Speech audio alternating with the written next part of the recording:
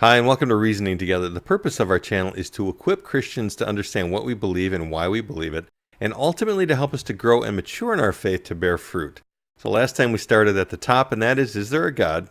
And based on the origin of matter and the clear evidence of intelligent design, the only logical conclusion we can draw is that there has to be a God and a creator of all things. Now with that, how do we determine who God is? There have been countless religions over the centuries and many, many gods. How do we determine which God is the actual God? Or are they all God? Now we discussed last time how the Creator would not be bound by the creation and should be able to exhibit supernatural abilities, meaning they can do things that are impossible within the bounds of the creation. So we are bound by time, space, and matter, and I'll talk specifically about time today. So we can't go forward in time, we can't go back in time, we're existing as time clicks by.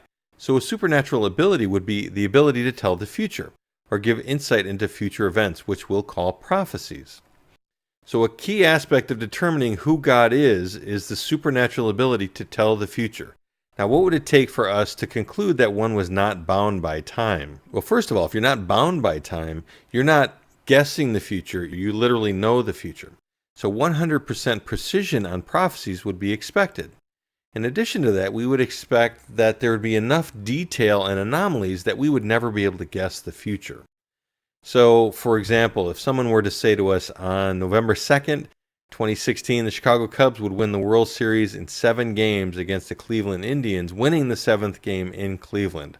Or they went on to say on March 11th, 2011, there's going to be a 9.0 earthquake off of the coast of Japan causing a tsunami. Now this is a level of detail that you would never be able to guess. So this is why we believe the Bible. The Bible has over 1,800 prophecies that are very detailed. For example, God told Abraham that his descendants would be held in captivity for 400 years in a land that was not their own.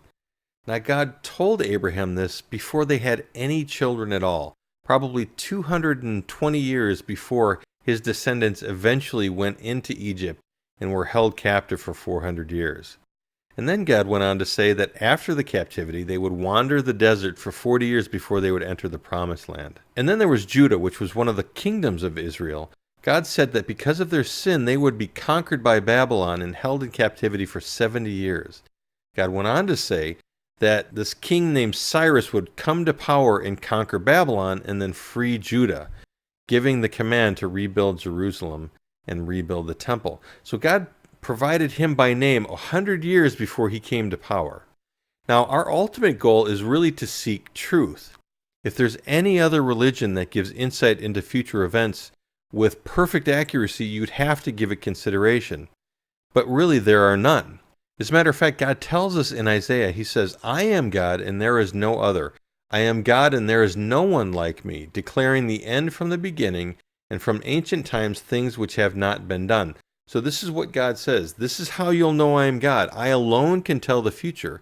And he goes on to say that I alone am God. Now regarding other religions and other gods, God addresses this too in Isaiah. And he says, let them bring forth and declare to us what is going to take place.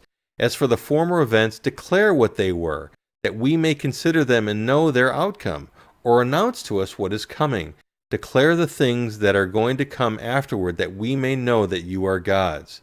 And then he eventually says, behold, you are of no account, and your work amounts to nothing. He who chooses you is an abomination. So this is what God tells us. He alone is God. There's no other God. You can tell he's God because he's the only one that's got the supernatural ability. And then he challenges every other religion out there. Show us that you are God by giving us insight into future events. And they don't. So as I've said before, this is really meant to strengthen your faith. If someone comes to you and challenges your faith and asks, why is the God of the Bible the only God? Our response is that. Show us any other document that gives us insight into future events like the Bible, and we'll consider that.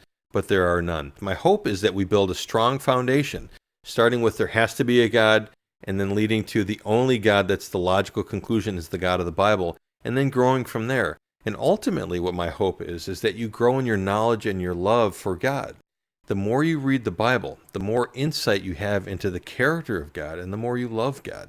Because what you'll find is he is eternal, he is infinite in his power, and he's infinite in his mercy and love for you. So hopefully this is helpful. Next time we'll talk about the Bible and how it was put together or canonized, and give a quick summary of what's in the Bible and go from there.